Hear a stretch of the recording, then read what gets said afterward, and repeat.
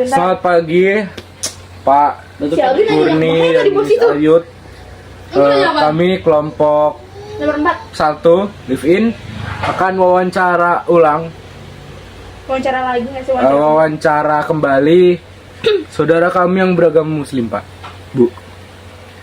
Oke, halo semuanya. Seperti yang sudah dijelaskan Davin tadi, kita hari ini akan wawancara kembali lagi dengan saudara kita yang beragama Islam atau Muslim. Nah, sebelum itu ada pepatah, tak kenal maka tak sayang. Jadi kita kenalan dulu nih sama Teteh cantik ada di sebelah saya ini. Boleh kenalin nama dan umurnya. Namanya Nurul, umur 20 tahun.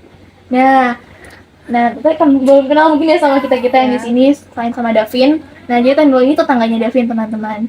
Nah, perkenalkan nama aku Tessa. Ya, ini namanya Melvin. Yang di perempuan di sebelah ini namanya Evelyn. Dan yang di bawah itu namanya Albi. Nah, oke, info yang kita dapat dari Davin di sekitar lingkungan ini tuh kebanyakan beragama Tionghoa ya di sini.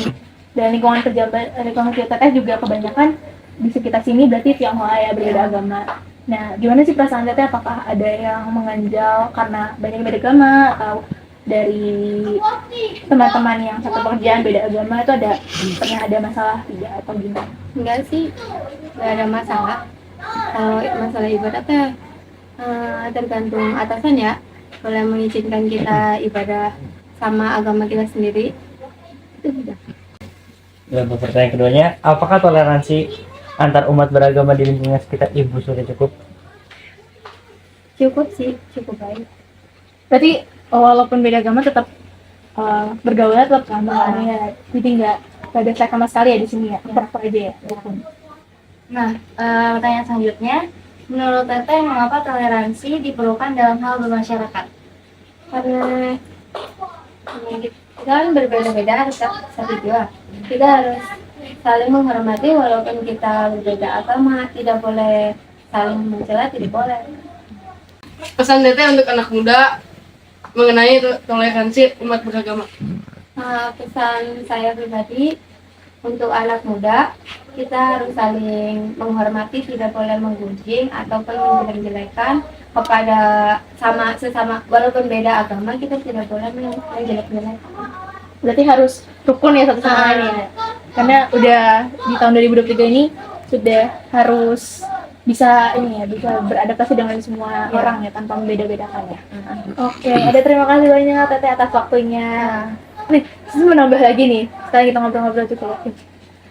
Kalau nggak salah nih, karena rumah Teteh di sekitar sini, Teteh juga bekerja sama namanya Davin ya? Ya. Gimana nih, apakah Davin juga bisa punya toleransi yang tinggi dan bisa menghargai Teteh selama di sini? Ya, bisa sih. bisa menghargai walaupun kita beda agama, kita tetap saling menghargai. Berarti Davin toleransinya juga kuat nih ya Teh? Iya. Kuat lah. Sejak kapan emang? Coba tanya Mbak, emang pernah dipaksa buat sembahyang di sini? Nggak pernah. Udah ya. Oke, sekian dari kami Teteh. Oke, Pak, Bu. Jadi sekian wawancara kami. Terima kasih banyak.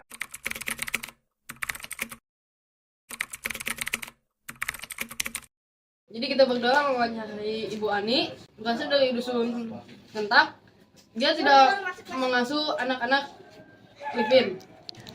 Beliau beragama Muslim. Nah, jadi di sini kami mewawancarai Ibu Siswatik dan Bapak Siswoto.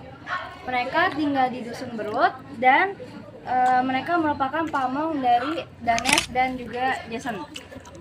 Baik, jadi saat live-in saya mewawancarai yang bernama Ibu Sumila dari Dusun Ngentak. Untuk umurnya tidak tahu karena belum punya. Nah, umur dari Bapak Siswa dan Ibu Siswati ini sekitaran 48 tahun. Untuk apa wawancaranya itu 1 hari sebelum pentas. Kami wawancara di tanggal 9 November, yaitu hari di mana kita pentas ini. Jadi Itu karena saat kami menanyai ibu asuh kita, katanya persis sebelah rumahnya itu ada Ibu Ani. Ya, jadi kami pergi ke sebelah. Karena beragama Islam dan sesuai dengan tugas yang diberikan, kami mewawancarai tetangga yang beragama Islam saat live-in. Kemudian kapan kami wawancara? Kami wawancara di tanggal 9 November, yaitu hari di mana kita pentas seni. Kami menanyakan beberapa pertanyaan kepada Ibu Ani di saat kita pergi live-in. Pertanyaannya akan dibacakan oleh Aldi. Pertanyaan pertama, apa tanggapan Bapak Ibu menjadi umat muslim di desa ini? Senang karena saling membantu. Yang kedua, bagaimana sikap Bapak Ibu dalam perbedaan agama di kampung ini? Saling jaga sikap dan jaga hati. Nah, kami sudah menanyakan beberapa hal kepada Ibu Siswati dan Bapak Siswoto. Nah, yang pertama kami bertanya, apa kunci dari semua toleransi? Kunci dari semua toleransi adalah bagaimana cara kita mau menjaga kerukunan dan saling menghormati antara satu sama lain. Ya, intinya adalah bahwa agamaku ada agamaku, agamamu ada agamamu. Kita memang berbeda agama, namun meskipun kita berbeda, kita tetap bisa menjadi satu. Nah, kemudian kami juga menanyakan bentuk toleransi yang ada di sekitaran Ibu Siswati dan juga Bapak Siswoto. Nah, contohnya ada silaturahmi atau halal bihalal. Jadi di Desa Sumber, tepatnya di Dusun Berut, mereka sangat kuat toleransinya. Mereka sering mengadakan halal bihalal, dan juga bila ada acara-acara seperti acara keagamaan maupun acara pribadi dari setiap warga, semua warga bersedia untuk membantu, bahkan memberikan lahan agar acara dapat terlaksana. Kemudian kami juga menanyakan, bila ada pertikaian antar warga berbeda agama, apa yang akan dilakukan? Nah, Ibu Siswati berkata bahwa pernah ada pertikaian seperti itu. Cara di mana para anak muda hendak menggelar buka puasa bersama, namun dibatalkan karena adanya salah paham. Penyelesaiannya adalah dengan musyawarah dan dibicarakan dengan kepala dingin. Pertama, diantaranya adalah bagaimana perasaan ibu tinggal di desa ini. Yang kedua, bagaimana ibu memperlakukan umat yang beragama lain di desa ini. Yang ketiga, apa harapan ibu terkait toleransi umat beragama di desa ini. Dari jawaban yang saya dapat, saya bisa menyimpulkan bahwa beliau sangat senang sekali bersama keluarga kecilnya tinggal di Dusun Ngentak dan juga di Desa Sumber. Karena keluarga kecil beliau sangat disambut dengan baik oleh warga-warga sekitar yang beragama lain. Dan beliau juga sangat menghormati dan memperlakukan umat-umat beragama lain yang ada di sana dengan sangat penuh toleransi. Dan beliau juga memiliki harapan yang sangat besar terkait toleransi umat beragama yang ada di sana. Beliau berharap bahwa toleransi umat beragama di sana dapat terus meningkat dan mempererat tali persaudaraan mereka. Hambatan yang kami alami saat ini wawancara yaitu karena padatnya aktivitas kami maupun dengan narasumber yang mengakibatkan terhambatnya kegiatan wawancara kepada warga sekitar. Selanjutnya, kami juga mengalami sedikit rintangan untuk memulai pembicaraan dengan narasumbernya. Kesan pada saat wawancara yang saya dapatkan, mungkin saya merasa sangat senang karena dapat menambah relasi dengan warga-warga di sana dan juga dapat berinteraksi dengan warga-warga yang ada di sana, terutama yang beragama Muslim. Sukanya adalah SMP Sudarso mungkin anak-anaknya lebih dikenal bahwa anak-anaknya baik, sopan, karena kami pada saat wawancara juga sebisa mungkin menggunakan bahasa yang sangat sopan. Dan untuk dukanya mungkin tidak ada, tapi saat itu kami tidak bisa mengerjakan tugas bersama-sama. Nah, tentunya dari wawancara kemarin kami belajar banyak hal baru yang tentunya positif. Yang pertama, kami belajar bahwa di sekitar kami sudah sangat penting adanya toleransi antar umat beragama. Kemudian yang kedua, kami juga belajar untuk menerapkan bentuk-bentuk toleransi yang ada di kehidupan sekitar kami agar kehidupan kami rukun dan terjalin dengan baik. Di luar wawancara pun kami belajar secara tidak langsung untuk berbicara dengan orang baru dan berinteraksi dengan orang yang berbeda agama dengan kami agar lebih terbiasa untuk masa depan. Hal baik yang saya dapat adalah pentingnya sikap toleransi dan saling tidak membeda-bedakan. Nah, setelah wawancara kemarin, makna yang saya dapatkan secara pribadi adalah bahwa Tuhan sudah terlebih dahulu mengasihi kita, sehingga kita pun harus mengasihi orang lain tanpa membeda-bedakan seperti kita mengasihi diri kita sendiri. Karena dengan kita mengasihi orang lain, kita juga mengasihi Tuhan. Dan juga karena kita tinggal di lingkungan yang mayoritas berbeda agama, maka kita harus menanamkan toleransi agar kehidupan kita damai dan tentram serta rukun. Karena pada dasarnya kunci perdamaian adalah toleransi. Makna yang saya dapat adalah bahwa kita semua berbeda-beda.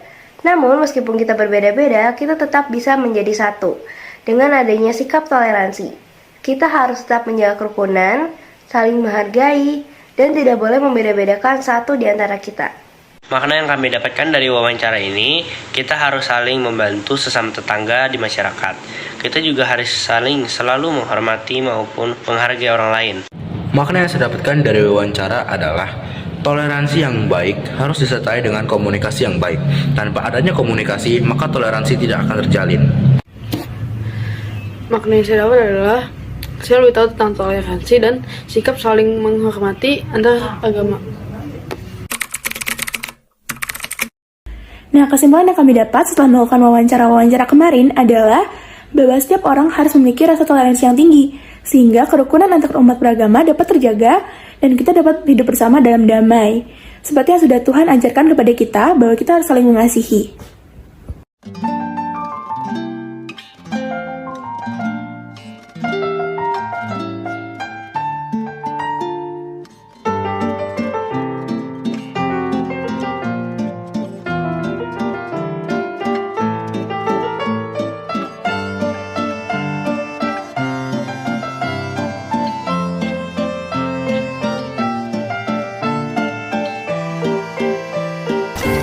Nah, selanjutnya, kami juga akan menerangkan mengenai pengeluaran kami selama live-in. Nah, yang pertama ini adalah pengeluaran kami secara pribadi, baik dari pemasukan maupun pengeluaran.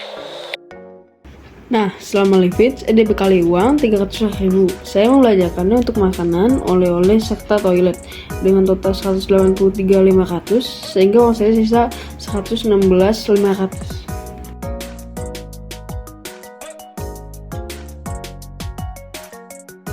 Nah, selama live-in, saya membawa uang sebesar 300.000 yang saya gunakan untuk membeli makanan, oleh-oleh, dan juga jasa toilet umum dengan total 106.000, sehingga uang saya tersisa Rp194.000.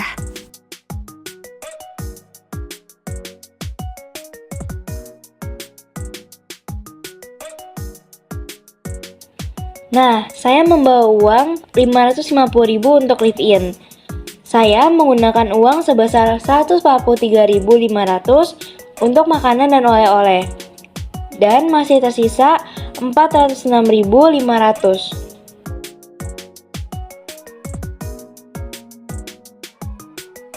Selama live-in, saya diberikan uang 300.000 yang saya gunakan untuk makanan, oleh-oleh, dan jasa toilet umum dengan total sebesar Rp135.000 dan masih tersisa Rp165.000.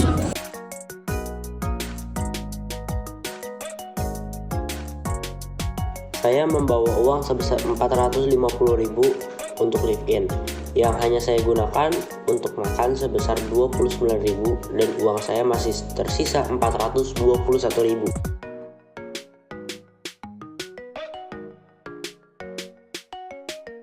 Nah, ini adalah rekap laporan keuangan dari keseluruhan anggota tim. Baik dari pemasukan maupun pengeluaran, sudah direkap dari laporan keuangan pribadi masing-masing anggota tim. Sehingga tentunya jumlahnya balance dengan laporan keuangan pribadi setiap anggota. Kemudian untuk beberapa barang yang jenisnya sama namun dibeli oleh orang yang berbeda, sudah kami satukan dalam recap agar laporannya lebih mudah untuk dipahami.